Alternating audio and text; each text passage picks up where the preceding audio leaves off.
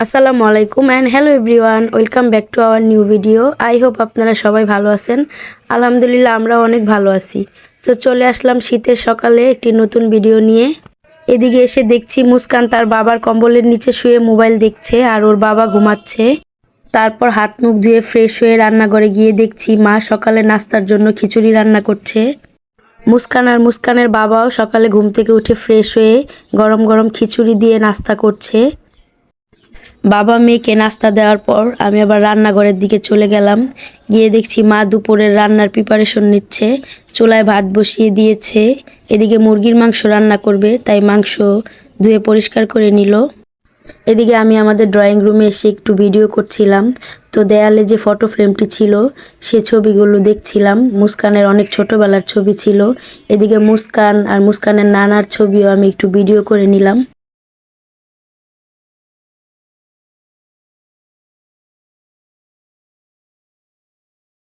তো পাশের রুমে বসে বাবা টিভি দেখছিল। আমি আবার বাবাকেও একটু ভিডিও করে নিলাম। এদিকে রান্নাঘরে এসে দেখছি মা মুরগির মাংস বসিয়ে দিয়েছে। তো রান্না প্রায় হয়ে গেছে। মা বলছিল গরুর মাংস রান্না করবে, তাই ফ্রিজ থেকে মাংস নামিয়ে রেখেছে।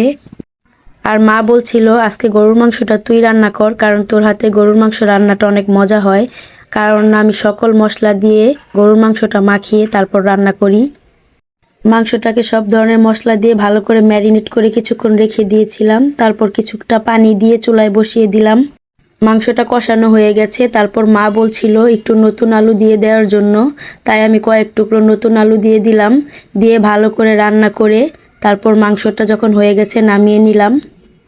এদিকে মা আবার মুস্কানের জন্য তেলাপিয়া মাছের ভাজি করে নিচ্ছিল, কারণ মুস্কান তেলাপিয়া মাছের ভাজি খুবই পছন্দ করে।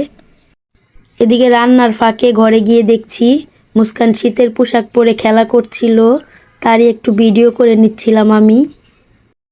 এদিকে এসে দেখি মা আবার কাসকি মাছের চচ্চড়ি করে নিচ্ছিল, কারণ আমার বাবা আবার কাসকি মাছের চচ্চড়িটা খুবই পছন্দ করে। তারপর রান্না শেষ করে মুস্কানের বাবাকে দুপুরের খাবার খেতে দিলাম। এদিকে মুস্কানের ফুপি ফোন করে বলছিল মুস্কানকে নিয়ে আসার জন্য, মুস্কানকে দেখবে। তো আমি ওদের বাসায় আসতে বলছিলাম, কিন্তু বলছিল না ভাবি আসবো না, আমি একটা জরুরি কাজে এসেছি, মুস্কানকে দেখে চলে যাব, তাই আর আজকে বাসায় আসবো না। তো আমরা তাড়াহুড়া করে রেডি হয়ে বাসা থেকে বের হলাম। বাসা থেকে নিচে নেমে রাস্তায় দাঁড়িয়ে আছি রিক্সার জন্য। রিক্সা পাচ্ছিলাম না, অবশেষে একটা রিক্সা পেলাম। তারপর রিক্সায় উঠে মুস্কানকে নিয়ে কিছু ভিডিও করে নিচ্ছিলাম। মুস্কান তো খুবই খুশি তার ফুপির কাছে যাবে। মুস্কান রিক্সায় উঠে ঘুরতে খুবই পছন্দ করে। বাসায় পৌঁছানোর পর মুস্কানের ফুপি বলছিল ভাবি আপনার হাতে নুডলস খাবো, তাই এখানে নুডলস রান্না করার জন্য চলে এসেছি। এখানে আবার নানি শাশুড়ির সঙ্গে গল্প করছিলাম, কারণ নানির সঙ্গে অনেক দিন পর দেখা হয়েছে, তাই পুরনো কিছু কথাবার্তা নিয়ে হাসাহাসি করছিলাম, গল্প করছিলাম। পাশে মাও ছিল, মা আমার রান্না হেল্প করে দিচ্ছিল। তো এখানে পেঁয়াজটা ভাজার পর দুটো ডিম দিয়ে নিলাম। দিয়ে ভালো করে ডিমটা ভেজে তারপর নুডলসের মশলা দিয়ে ভালো করে নেড়ে তারপর পানি দিয়ে দিলাম। দেওয়ার পর নুডলসটা দিয়ে ভালোভাবে সিদ্ধ করে নিলাম।